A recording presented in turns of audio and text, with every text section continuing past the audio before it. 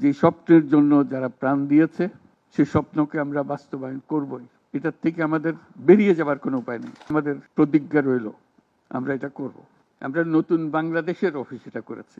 নতুন বাংলাদেশ গড়ার জন্য আমরা এখানে এসেছি। সেটা যেন সবাই মিলে আমরা করতে পারি। দেয়ালের যে লেখাগুলো যখনই দেখি অবাক লাগে, এত কথা কিভাবে এদের মনে আসলো।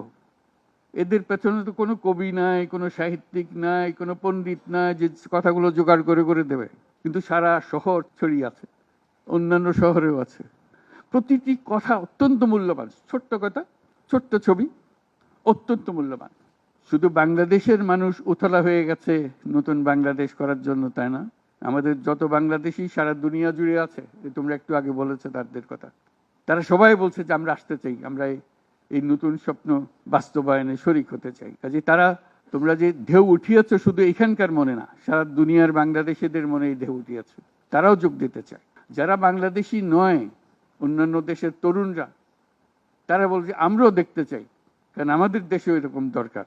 কাজে এটা কোনো সীমাবদ্ধ নয় যে বাংলাদেশের মনের মধ্যে তোমরা প্রচন্ড ঢেউ জাগিয়ে দিয়েছ, প্রচন্ড স্বপ্ন জাগিয়ে দিয়েছ। তোমরা সারা পৃথিবীর তরুণকে জাগিয়ে দিয়েছ যে এই তরুণদের হাতেই সৃষ্টি হবে নতুন পৃথিবী।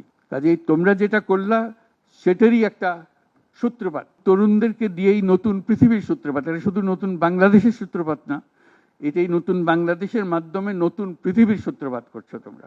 তোমরা ইতিহাস। আজকে মনে হচ্ছে সাধারণ কয়েকজন তরুণ সামনে বসে আছে, কিছুদিন পরে এই সাধারণরাই অসাধারণ হিসেবে পৃথিবীব্যাপী স্বীকৃত হবে, যেহেতু তোমরা অসাধারণ কাজ করেছো। সেই কাজে যেন বিরতি না আসে, এটাই হলো আমাদের প্রতিজ্ঞা, যে আমরা যেন করতে পারি।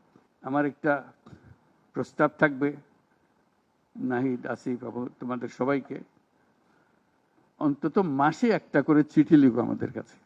শুধু স্মরণ করিয়ে দেওয়ার জন্য এটা বাকি রয়ে গেল, এটা ঠিক হলো না।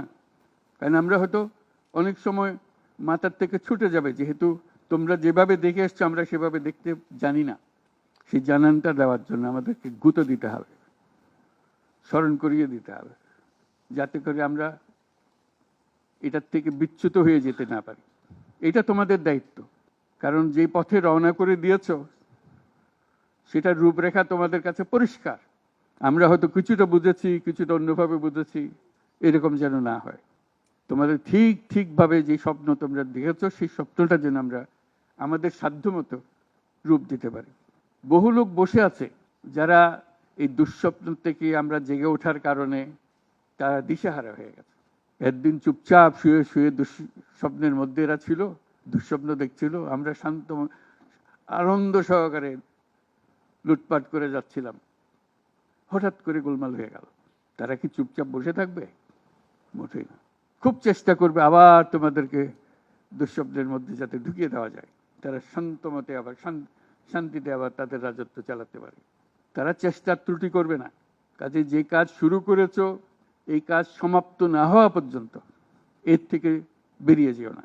বাংলাদেশের জন্ম থেকে আজ পর্যন্ত এই সুযোগ আর আসে নাই, যে সুযোগ তোমরা আমাদের হাতে তুলে দেবে।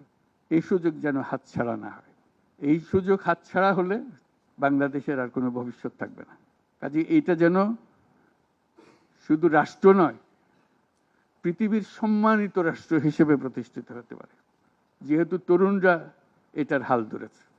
এই কারণেই এটা ভিন্ন, এই কারণে এটা ইউনিক, অনন্য। এই অনন্য একটা দেশ আমরা তৈরি করতে চাই। তোমাদের চিন্তায় স্বচ্ছ, তোমাদের চিন্তায় সঠিক, এটা মুঠো থেকে ছাড়বে না, হাত থেকে ছাড়বে না, এবং আমাদেরকে স্মরণ করিয়ে দেবে যদি আমরা এটার এই স্বপ্নের থেকে দূরে সরার কোনো কাজ করে ফেলে।